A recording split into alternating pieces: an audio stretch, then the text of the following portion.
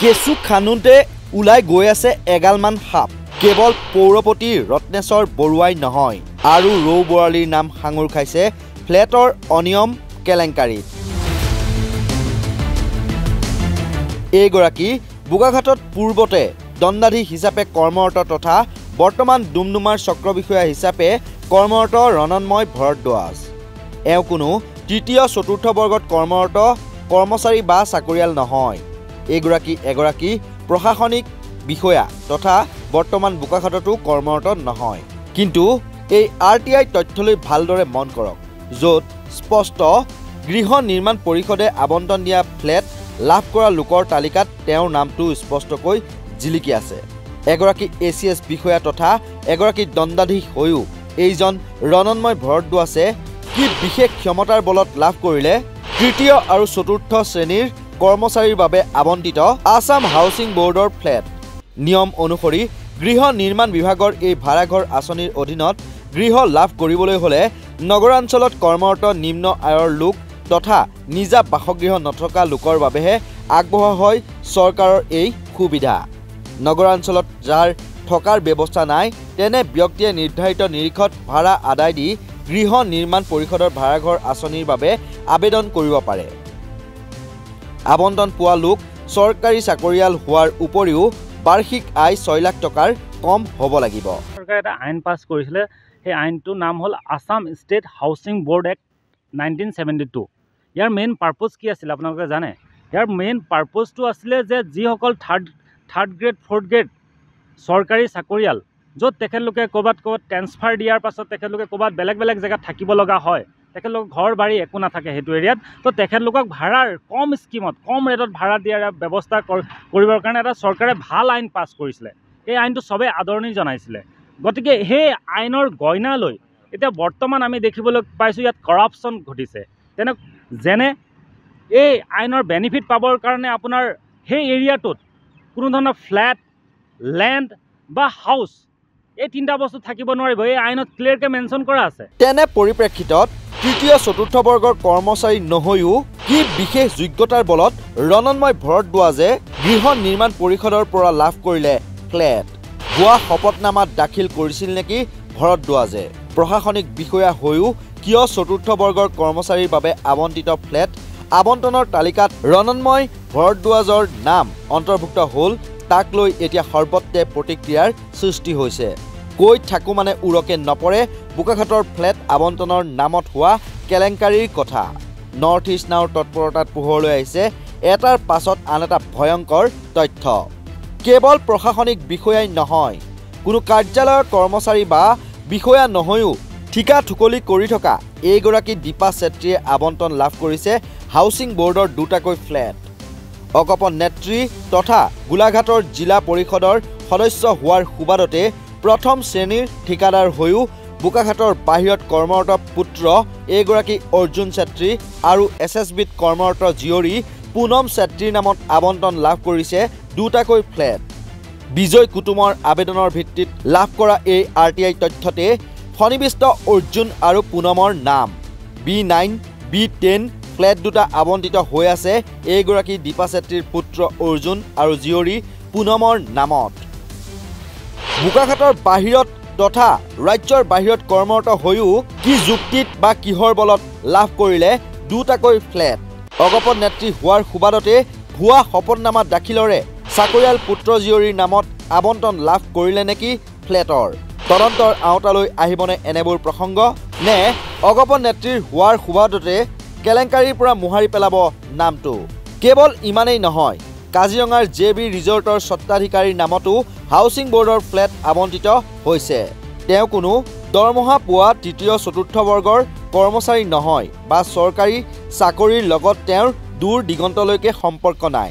তথাপি অনিয়মৰ শিপাডালৰ ইমান গুৰিলৈকে শিপাইছে যে এগৰাকী প্ৰখ্যাত ব্যৱসায়ী হৈও A7 ফ্লেটটোৰ আবণ্টন লাভ কৰিছে।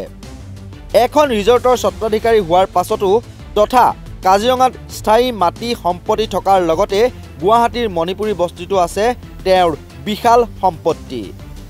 কেৱল ইমানতে থমকি ৰোৱা নাই নৰ্থ ইষ্ট নাওৰ অনুসন্ধান। অৱশেষত পোহৰলৈ আহিল বোকাখাটৰ পৌৰপতি ৰত্নেশ্বৰ বৰুৱাৰ পত্নী হিমাক্ষী বৰুৱা আৰু পুত্ৰ গৌৰাংগ বৰুৱাৰ নামত আবণ্টিত দুটাকৈ ফ্লেট B6 আৰু B8 ফ্লেট দুয়োটাতে বৰ্তমানো ভাড়াতীয়াক ভাড়া দি থৈছে এইগৰাকী পৌৰপতি ৰত্নেশ্বৰ বৰুৱাই।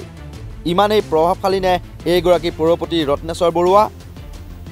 পৌৰপতিৰ বিৰুদ্ধে ইমান এক বিস্ফোৰক অনিয়মৰ অভিযোগ ধাৰাবাহিকভাৱে উঠি অহাৰ পাছতো এইবাৰ পৌৰসভাৰ অন্য ৱাৰ্ড সদস্যসকলে তেওঁৰ বিৰুদ্ধে অনাস্থা প্ৰস্তাৱ কিয় অনা নাই বা তেওঁৰ কিয় পদত্যাগ দাবী কৰা নাই সেয়াও চৰ্চা চলিছে বোকাখাটৰ সচেতন মহলত।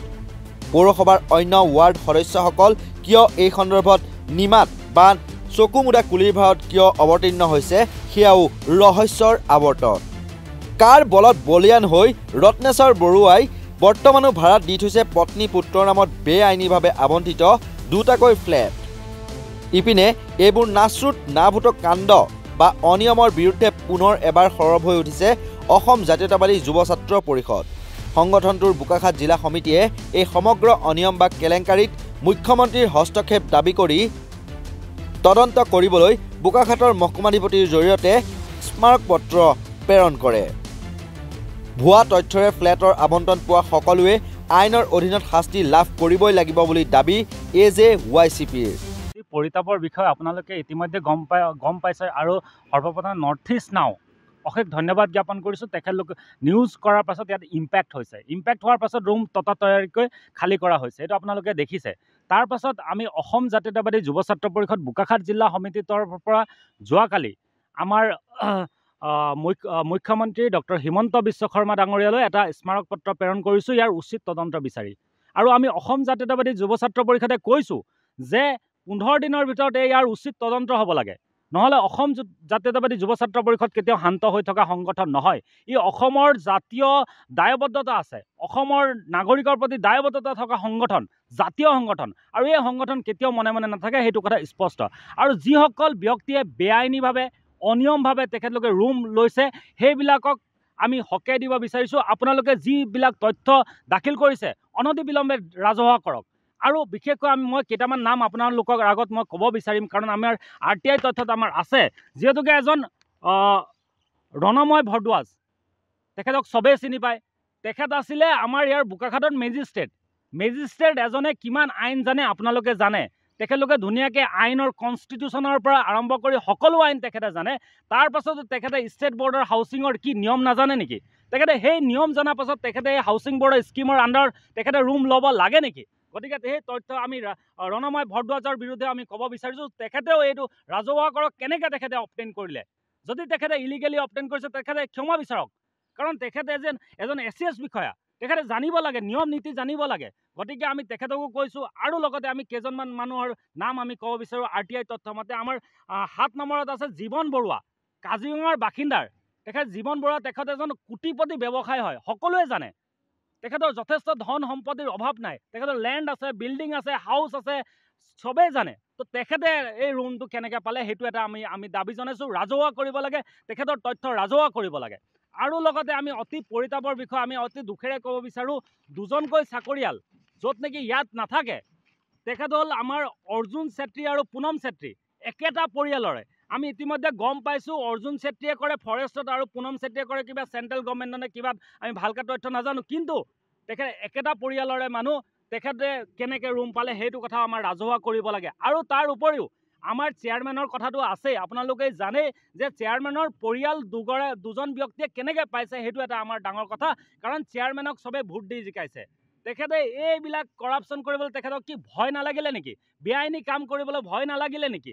যে ঘৰৰ মানুহক তেখেতে এনকাৰেজ কৰি ঘৰৰ মানুহ গৌৰাংগ বৰুৱা, হিমশিখা বৰুৱা তেখেতৰ পৰিয়ালৰ নামত তেখেতে কিয় ঘৰ ল'লে সেইটো তেখেতে ৰাজহুৱা কৰিব লাগিব। আৰু বোকাখাটক ৰাইজক তেখেতে স্পষ্ট ভাষাৰে তেখেতে ক'ব লাগিব। আজি ইমান দিন আমাৰ এই নিউজ কৰাৰ পাছতো তেখেত মনে মনে আছে, তেখেতে কিয় স্পষ্টীকৰণ দিয়া নাই? যদি তেখেতে নিয়ম নীতিৰে লৈছিলে কিয় স্পষ্টীকৰণ কৰা নাই? গতিকে আমাৰ বোকাখাটত মাননীয় কেবিনেট মন্ত্ৰী অতুল বৰা ডাঙৰীয়া আছে, তেখেতক আমি আহ্বান জনাইছোঁ। ইয়াৰ এটা কথা ক'ব বিচাৰোঁ যে এইটো এনেকুৱা নহয় যে আমি আজি সংগ্ৰাম কৰিছোঁ কাইলৈ আমি সামৰি দিম। এইটো সংগ্ৰাম চলি থাকিব যেতিয়ালৈকে এখেতলোকে উচিত শাস্তি নাপায়। অকল ৰুম খালী কৰি দিলেই নহ'ব, ৰুম ন্যায়িক ব্যৱস্থা হ'ব লাগিব।